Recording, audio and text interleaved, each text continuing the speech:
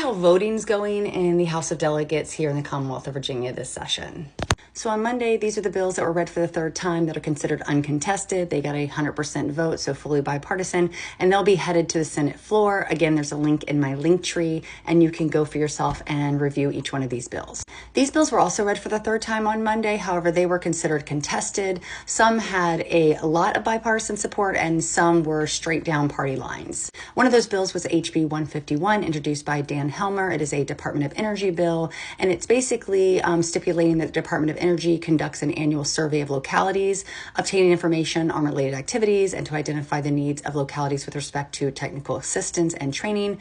Bill also makes several technical and clarifying changes to the existing statute that we already have in place, in part by defining or redefining existing terms found in the statute. This was basically a partisan line vote, but we did see 3 Republicans cross party lines to vote with Democrats and pass this on to the Senate, and our local 3 delegates, Batten, Cardoza, and Green, all voted nay. Now, this vote was really interesting. This is HB 1035, Places of Public Accommodation, Possession and Administration of Epinephrine. As someone who works in the school system and has done epinephrine training every year for 6 years to be prepared for an allergy emergency, I think this is an amazing bill. Basically expanding our law that any public accommodation, so a restaurant, retail store, gym, etc., has the ability to have epinephrine on hand and train their staff to administer it. And just to be clear, this does not force public accommodations to have epinephrine on hand or train their employees. It just expands the language to ensure that more people have the ability to do so.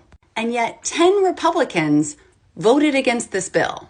And one of those 10 no votes was, of course, our local delegate here in the 71st District, Delegate Amanda Batten. I would love to know why. Now, here's the list for Tuesday's bills that were read for the third time and deemed uncontested. They all had 100% of the vote, and they too will head over to the Senate to go through the same process. However, 8 additional bills that were read for the third time were considered contested, and we're going to look at a few of those. Next up is HB 217. It has to do with physicians and informed consent. And this bill allows physicians to forego obtaining informed consent when a hysterectomy or oophorectomy is performed in a life-threatening emergency situation. And just a reminder, informed consent is useless if you're dead. So that's the reason they're trying to pass this bill. And this bill did pass, but it was a very partisan vote. You see the 51 Democrats voted yes and the 49 Republicans voted no. HB 47 is about invasive plant species, basically saying that if a retailer sells invasive plants, that it is also accompanied with a sign with the words "plant with caution, invasive plant species may cause environmental harm,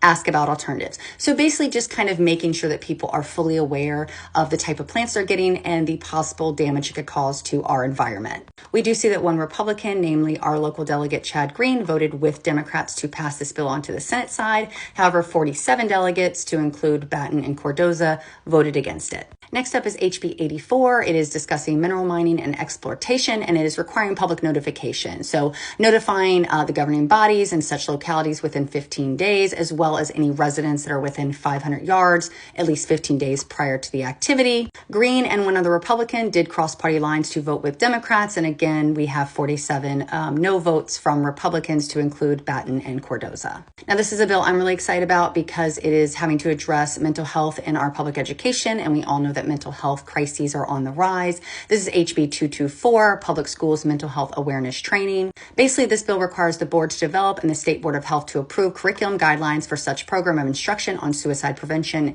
and awareness, and also requires educators and staff to be up to date on this training program. This had slightly more bipartisan support. We saw 11 Republicans cross party lines to vote with Democrats on this, to include our local delegate Chad Green. However, 36 Republicans voted against it, to include Delegate Amanda Batten, who claims to care very much about mental health, ironically, as well as AC Cardoza. This is HB 498, School Board Policies, Parental Notification, Safe Storage of Firearms in the Household. So basically, this is asking the local school boards to develop and implement a safe storage of firearms information sheet that they will send out either via email or text message within the first 30 days of each school year. Again, this is not taking anyone's firearms. This is just making sure that families within our school division are informed of the safety and risks of having firearms in the home, just to kind of keep us vigilant. Let's see how the vote went. So again, 3 Republicans crossed party lines. None of those 3 Republicans were our local delegates. Batten, Cordoza, and Green all voted against this. Again, this is simply asking school boards to send out an email or a text message saying, hey, if you have firearms in your house, please be vigilant since you also have children in your house. That's it. They said no. Make it make sense. So again, this was just 2 days worth of bills that were read for the 3rd time, heading over to the Senate side. They had a lot of bills that were heard this week. So Wednesday, Thursday, and Friday will probably be individual videos. But if you have any questions, put them in the comment section. If you're curious why your delegate, if you're in the Commonwealth of Virginia, voted a certain way, reach out to them, be a part of the process. And thank you for listening. I hope this was informative. And this is a reminder that elections matter, especially local and state elections. So happy Saturday.